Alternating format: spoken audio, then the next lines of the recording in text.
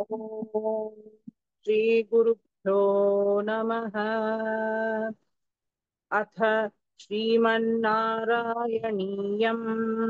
चतुस्सप्ततितमं दशकम् भगवतो मथुरापुरी प्रवेशवर्णनम्। सम्प्राप्तो मधुरान्दिनाथविगमे तत्रान्तरस्मिन् वसन् आरामे विहिताशनः सखिजनैर्यातः पुरीमीक्षितुम् प्रापो राजपथं चिरश्रुतिधृतौ व्यालोककौतूहलस्त्री पुंसोऽद्यगणन् श्रीपुंसोऽद्यदगण्यपुण्यनिगलैराकृष्यमाणो नु किम् त्वत्पादद्युतिवत्सरागसुभगास्त्वन्मूर्तिवद्योषितः सम्प्राप्ता विलसत्पयोधररुचो लोलाभवदृष्टिवत् हारिण्यस्त्वदुरस्थलीवदयिते मन्दस्मितप्रौढिवत् नैर्मल्योल्लसिताः कचौघरुचिवद्राजत्कलापाश्रिताः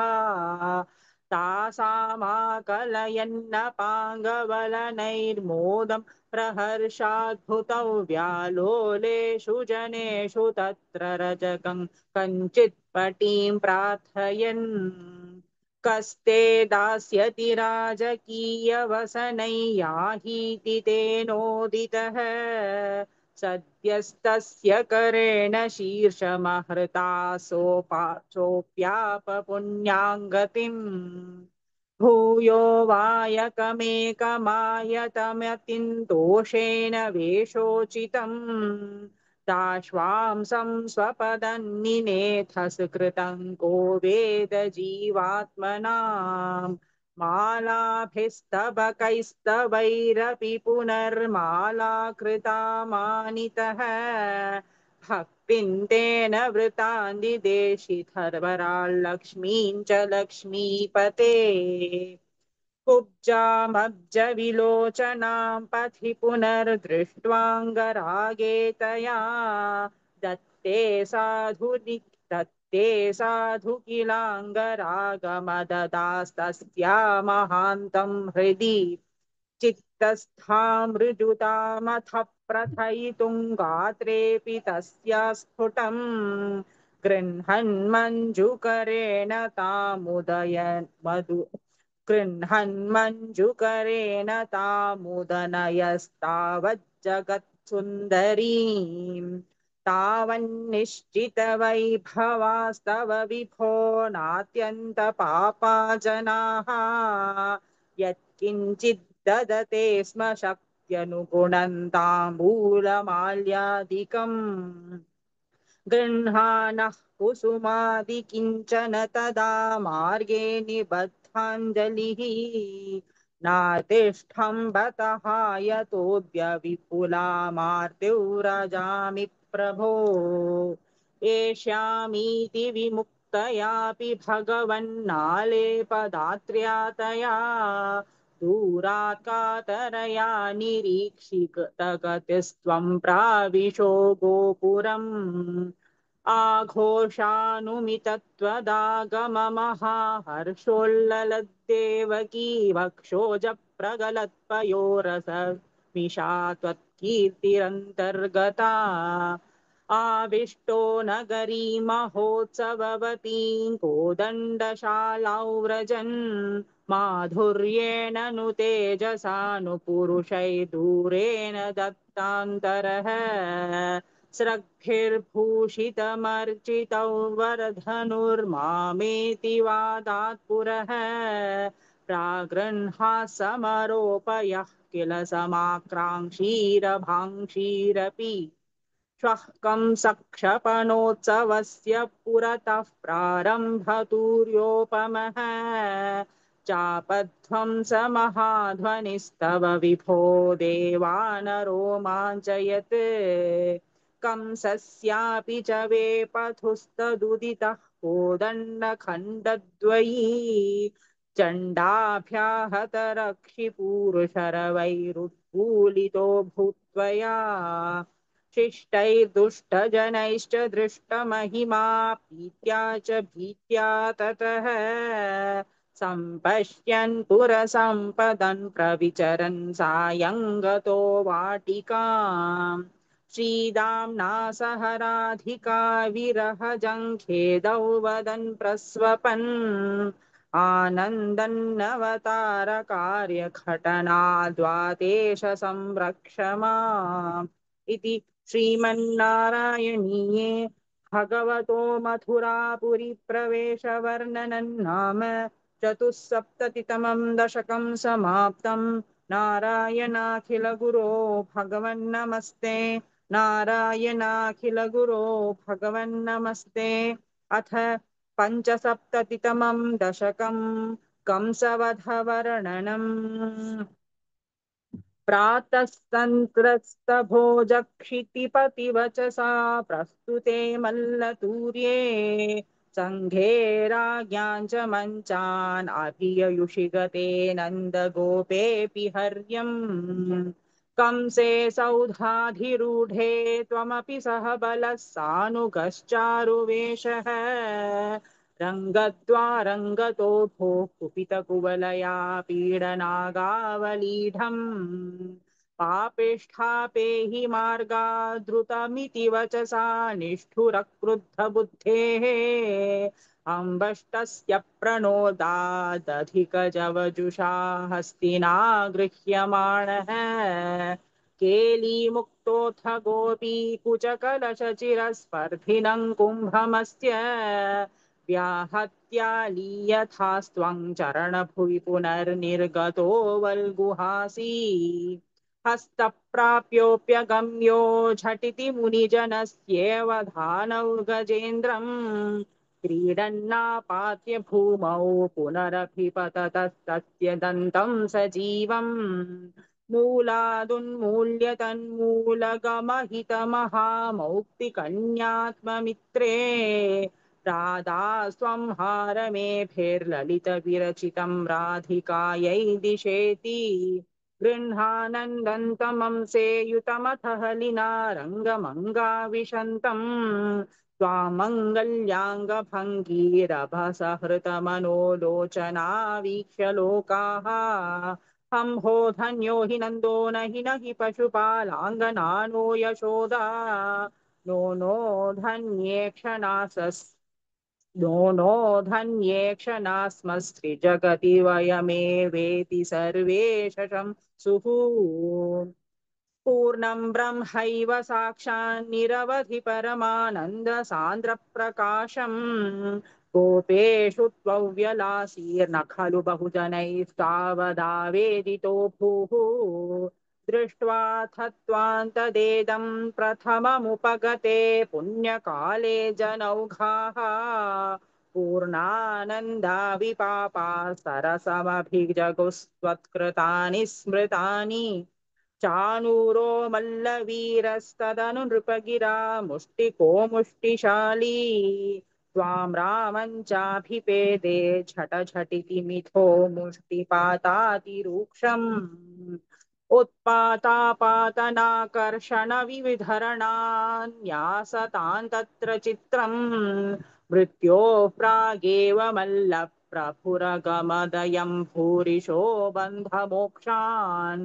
हाधिकष्टं कुमारौ सुललितवपुषौ मल्लवीरौ कठोरौ न द्रक्ष्यामो व्रजामस्त्वरितमिति जने भाषमाणे तदानीम् चानूरन्तं करोद्भ्रामणविगलदसुं पोथयामासिथोर्व्याम् पिष्टो भून्मुष्टिकोऽपि द्रुतमथ हलिना नष्टशिष्टैर्दधावे कंसः संवार्य तूर्यङ्खलमतिरविदन् कार्यमार्यान् पितृंस्तान् आहन्तु व्याप्तमूर्तेस्तव च समशिशिदूरमुत्सारणाय हृष्टो दुष्टोक्तिभिस्त्वं गरुड इव गिरिं मञ्च मञ्चन्नुदञ्चत् खड्गव्यावल्गदुःसङ्ग्रहमपि च हठात् प्रागृहीरोग्रसेनिम् सद्यो निष्पिष्टसन्धिं भुवि नरपतिमापात्य तस्योपरिष्टात् त्वय्यापात्येतदैव त्वदुपरि पतितानाकिनां पुष्पवृष्टिः किं ब्रूमस्तदानीं सततमपि भिया त्वद्गतात्मा स भेजे सायुज्यं त्वद्वधोत्था परमपरमियौ वासनाकालनेमेः तद्भ्रातृनष्टपिष्ट्वा द्रुतमथ पितरौ सन्नं नग्रसेनम् कृत्वा राजानमुच्चैर्यदुकुलमखिलं मोदयन् कामदानैः भक्तानामुत्तमञ्चोद्धवममरगुरोराप्तनीतिं सखायम् लब्ध्वा तुष्टो नगर्यां पवनपुरपतेरुन्धि मे सर्वरोगान् इति श्रीमन्नारायणीये कंसवधवर्णनं नाम पञ्चसप्ततितमं दशकं समाप्तं। नारायणाखिलगुरो भगवन्नमस्ते। नारायणाखिल गुरो भगवन्नमस्ते।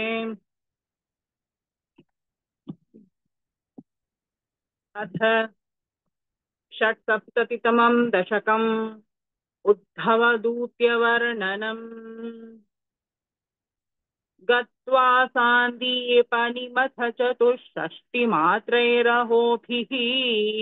सर्वज्ञस्त्वं सह मुसलिना सर्वविद्या गृहीत्वा पुत्रं नष्टैयमनिलयनादाहृतं दक्षिणार्थम् दत्त्वा तस्मै निजपुरमगानादयन् पाञ्चजन्यम् स्मृत्वा स्मृत्वा पशुपसुदृशः प्रेम भारप्रणुन्नाः कारुण्येन त्वमपि विवशः प्राहिणोरुद्भवन्तम् किञ्चामुष्मै परमसुहृदे भक्तवर्याय तासाम् भक्त्युद्रेकं सकलभुवने दुर्लभं दर्शयिष्यन् त्वन्माहात्म्यप्रथिमपिशुनं गोकुलं प्राप्य सायं त्वद्वाताभिर्बहुसरमयामास नन्दै यशोदा प्रातर्दृष्ट्वा मणिमयरथं शङ्किताः पङ्कजाक्ष्यः श्रुत्वा प्राप्तं भवदनुचरन् त्यक्तकार्याः समीयुः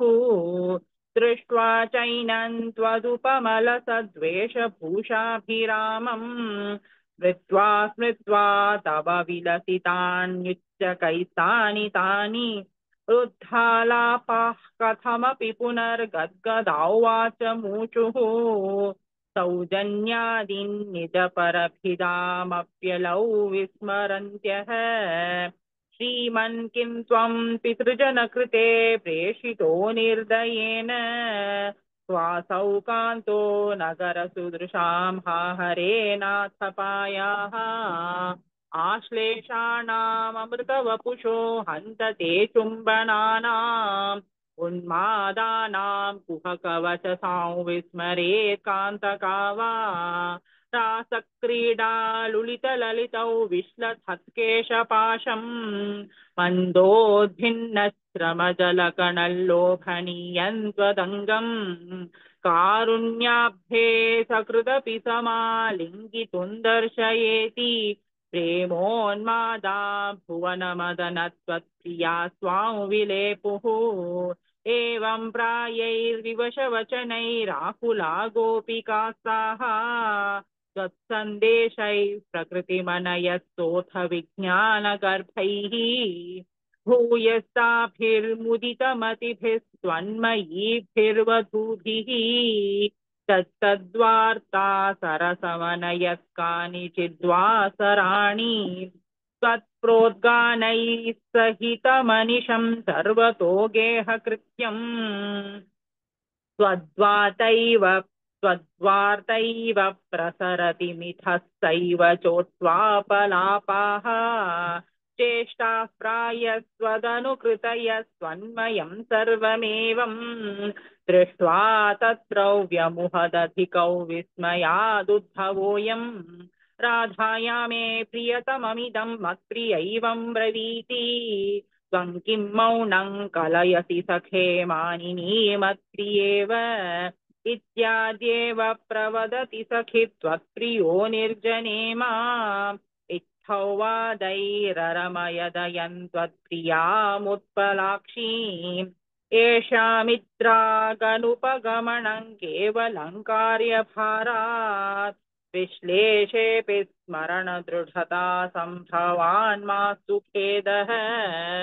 ब्रह्मानन्दे मिलति न चिरा सङ्गमो वा वियोगः तुल्योऽवस्यादिति तव गिरा सोकरोन्निर्व्यथास्ताः एवं भक्तिः सकलभुवने नेक्षिता न श्रुता वा किं शास्त्रौघैः तपसा गोपिकाभ्यो नमोऽस्तु इत्यानन्दाकुलमुपगतं गोकुलादुद्भवन्तम् दृष्ट्वा हृष्टो गुरुपुरपते पाहि मामामयौघात् इति श्रीमन्नारायणीये उद्धवदूत्यवर्णनं नाम षट्सप्ततितमं दशकं समाप्तं नारायणाखिलगुरो भगवन्नमस्ते नारायणाखिलगुरो भगवन्नमस्ते अथ सप्तसप्ततितमं दशकं जरासन्धादियुद्धवर्णनम्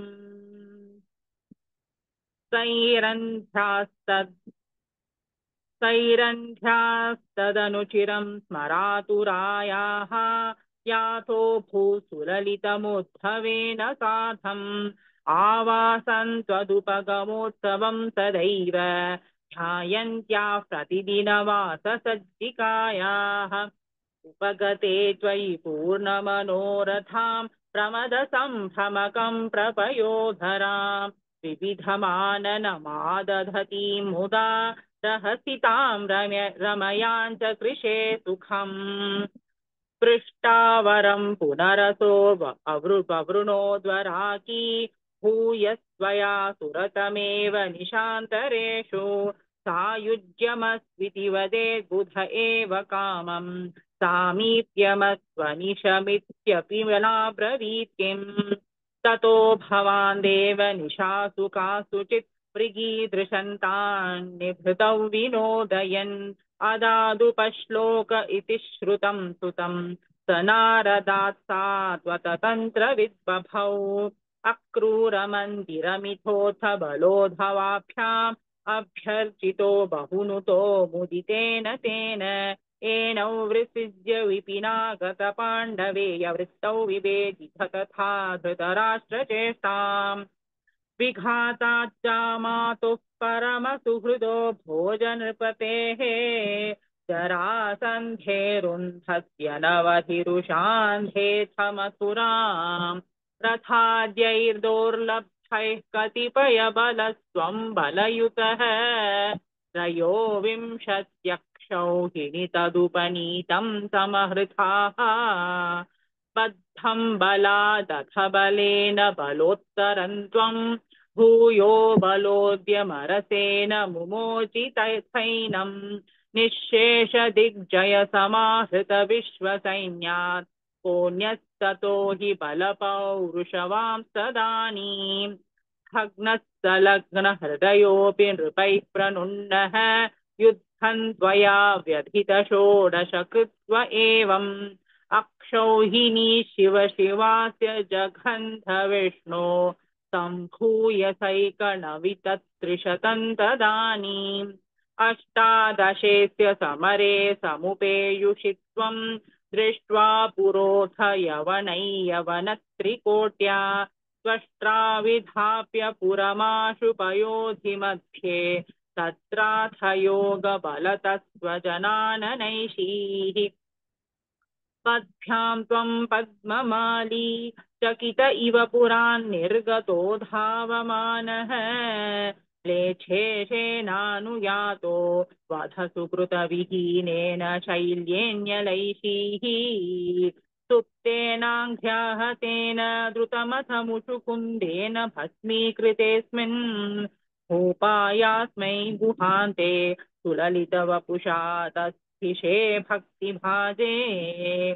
ऐक्ष्वाकोहौ विरक्तोऽस्म्यखिल नृपसुखे त्वत्प्रसादैककाङ्क्षी हा देवेति स्तुवन्तौ वरविततिषु तन्निःस्पृहौ वीक्ष्य हृष्यन् मुक्ते तुल्याञ्च भक्तिं धुतसकलमलां मोक्षमप्याशु दत्त्वा कार्यं हिंसा विशुद्ध्यै तप इति च तदा प्रार्थलोकप्रीतियै तदनुमथुरां गत्वा हत्वा च मुय्यवनाहृता मगधपतिना मार्गे सैन्यैः पुरेव निवारितः चरमविजयन् दर्पायास्मै प्रदाय पलायितः जलधिनगरीयातो वातालयेश्वर पाहि माम् इति श्रीमन्नारायणीये जरासन्धादियुद्धवर्णनं नाम सप्तसप्ततितमं दशकं समाप्तम् नारायणाखिलगुरो भगवन्नमस्ते नारायणाखिलगुरो भगवन्नमस्ते।